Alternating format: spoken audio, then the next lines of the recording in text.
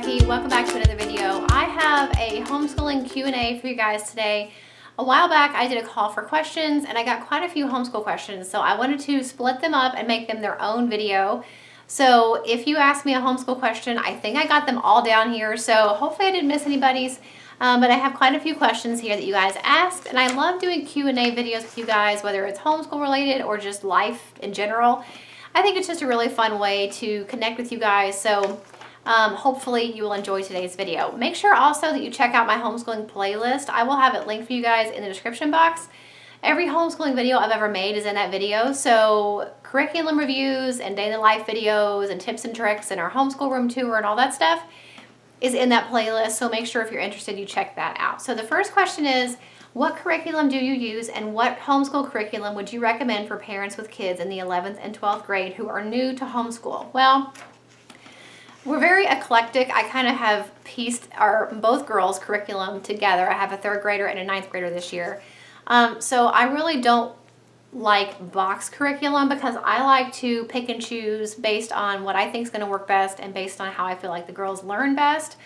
But as far as an 11th and a 12th grader, I guess it depends on if you feel like they're an 11th and 12th grade level. I feel like writing is very, very important, so I would make sure to pick a curriculum. Spends a lot of time with writing because you're going to be going into college probably, and there's a lot of writing involved there. So we really are having good success with the Good and the Beautiful's language arts curriculum with my 9th grader. With my 3rd grader who, we're just in the beginning stages of writing well, we're using Bob Jones English for her. So it's very, very much more writing intensive. Now with the Good and the Beautiful, there's a lot of writing assignments, but not as much instruction. With Bob Jones English, there's a lot of instruction for writing. So it kind of depends on where your child is, if you feel like they need a lot more writing instruction, or do you feel like they need just a little bit of writing instruction and then with a lot of assignments. So it kind of depends. I personally feel like that the Good and the Beautiful, for my daughter, is enough writing instruction, but I really love the different assignments that she's given. I feel like it's a really nice range of different topics. I think that's important to be able to write something well, no matter what the topic is, and I feel like she's getting that from the Good and the Beautiful. So that is what I would say for English, either the Good and the Beautiful or Bob Jones English. And then for math, 100% teaching textbooks. I don't care if you have a 2nd grader or a 12th grader. We love teaching textbooks. Both girls use it. I don't ever plan to change it. It has worked for us for years and years and years. And it's a great program, so I really love that. And as far as other subjects, I guess it depends. Having a high schooler obviously depends on what credits your child still needs. So I really don't want to say as far as other subjects because they may not need a health class right now. They may already have foreign language. That's really hard to say. But I feel like for math and English, which are really, really important, then Bob Jones English, the Good and the Beautiful, and teaching textbooks. How is homeschooling with a large age gap? Do you do any subjects together? Which ones and how? Well, we have done Story of the World for a few years with both girls. Last year, I had a 2nd grader and an 8th grader. I feel like that worked out just fine. There were extra student workbook pages that I bought for my older daughter that was a lot of comprehension questions and tests that my younger daughter didn't do. So I feel like it was easy to customize based on each child what assignments I was giving them. Now this year we're doing the Good and the Beautiful's history program. Again, there are different student workbooks for different age groups. So my youngest daughter is doing an earlier, like a younger student workbook, and my oldest daughter is doing the higher level student workbook. So again, the assignments are, we're reading the same lesson together, but the assignments and the amount of detail that's required and the amount of work that's required is different for each child. So that really works out the best. And I feel like a lot of homeschooling curriculums do that, where they're designed to be done family style, and there's usually ways to customize depending on the different ages of your kids. Do you do anything Christmassy during school time, or is it school as usual this time of year? Well, now this year's a little bit different because we did go to Disney again in October, and so that was kind of an unplanned trip that we had not planned on taking when I kind of scheduled out our school year. So that is cutting our Christmas break a little short. We're only taking off 1 week this year versus 2 weeks that we usually take off. And that's okay. The girls knew that when we talked about going to Disney. I was like, well, are you willing to give up some Christmas break? And they both said yes. So a week is all we're taking this year. And we're going to do some crafts and stuff leading up to Christmas. I don't know that my oldest daughter gets terribly excited about Christmas crafts anymore, but I think she likes the opportunity to not do as much regular schoolwork that day. So for that reason, she usually likes to join in. So we're going to be doing we're going to be making the cinnamon Christmas ornaments, and I did that with my oldest daughter when she was really, really young. We're going to be doing that. That's really fun and easy. We may watch a movie at some point during school. I don't know yet. I haven't decided. But kind of keeping it a little bit simpler this year. Used to, I would do a bunch of crazy activities like all week long leading up to Christmas break. But there's just not as much time this year to do that. But I do like to do something special. How do you motivate yourself and your kids to keep doing schoolwork when you're bored? Well, that's really hard because sometimes it's me that just wants to like be done, and sometimes I feel like they're just burned out. And I've done videos about that in the past, kind of what to do when you feel burned out. But when it is kind of a continuing thing and I feel like everybody's kind of in a funk, sometimes that's a really good time to take a field trip or to mix things up a little bit. So maybe sleep in the morning and do school in the afternoon, or find an educational movie that both girls can watch that can be counted as school, but still it's not just sitting there doing book work. You know, things like that really do help to kind of break up the monotony. But like I said, I have a video where I talked about a bunch of different ways to kind of do that. So I'll link that video. Actually, it's linked in my homeschooling playlist.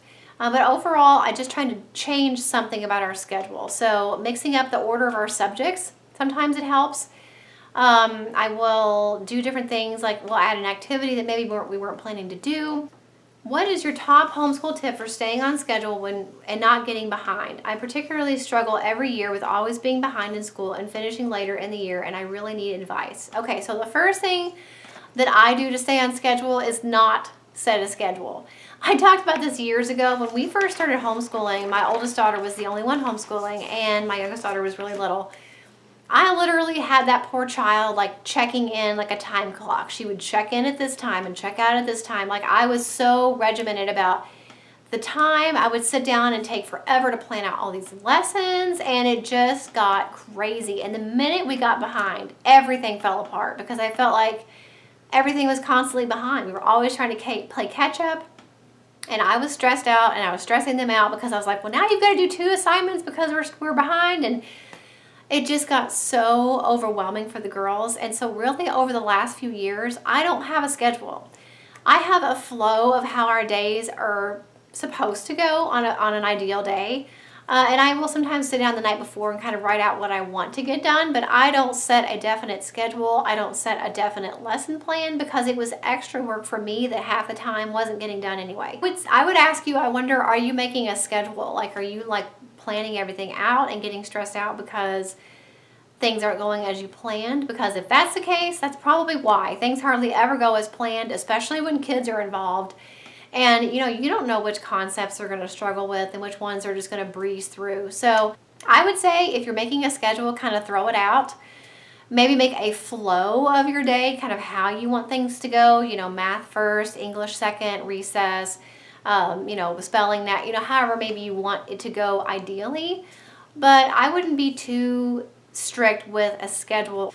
The next question is it hard for homeschool kids to make friends without going to school? Well, I guess that depends on if you have any other activities outside of school time. I'll be honest, when I was in public school, and so yes, I was with kids all day long, but at the end of the day, I would go home and do schoolwork, and by the time I did my schoolwork and you ate dinner and you did all that stuff, there really wasn't a lot of time for socialization outside of school, especially during the week.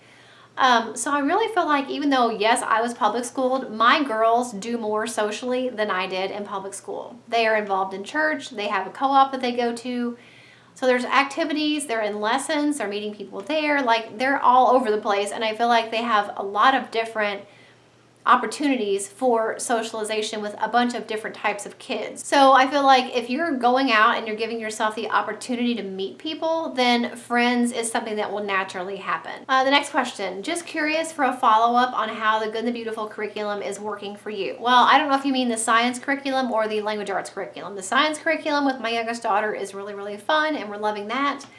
I'm doing a video with kind of a review of that. I just don't know if it's gone up before or after this video, but if it's up, it'll be linked in my homeschooling playlist. If not, then stay tuned. For the language arts for high school program, I am loving it. My oldest daughter has really thrived this year. This is so far the best language arts program we have used with her since we started homeschooling. Like, I love it. I love it so much. I feel like her writing has improved. Her grammar has improved. She's reading all of these books that I would not normally have thought to go and get her to read. Different types of books. Maybe some of them aren't things that she's always interested in, but I feel like as part of her literature, it's a really good experience for her to read things and be able to understand what she's reading and to analyze what she's reading, whether it's something she's really interested in or not. But that is an opportunity that she's got through The Good and the Beautiful to be able to read these books that they're recommending. And so I cannot say enough good things about their language arts program for high school. And the last question is, I just found your channel and I'm curious as to what you're going to do with your kid once they get to high school. Or maybe she already is, I'm not sure. I was homeschooled for basically all my life and honestly I hated it. And once I tried to get out of it, it was too late because nowhere would accept my high school transfer credits. I'm graduating now, but I'm curious, do your kids actually like homeschooling? Yes, my oldest daughter is in high school. She's in 9th grade this year. And actually last year I did a homeschool Q&A and both girls said they wanted to be public schooled. And that kind of made me mad, and I went on a big rant about it because my youngest daughter has no clue what she's talking about as far as being public school because she's never been public schooled. She would hate it. She likes to sleep in. She likes to have a long lunch. She likes to run up and down, go to the bathroom and get water and blah, blah, blah. She would be awful in public school, but my oldest daughter was public schooled until the middle of 4th grade.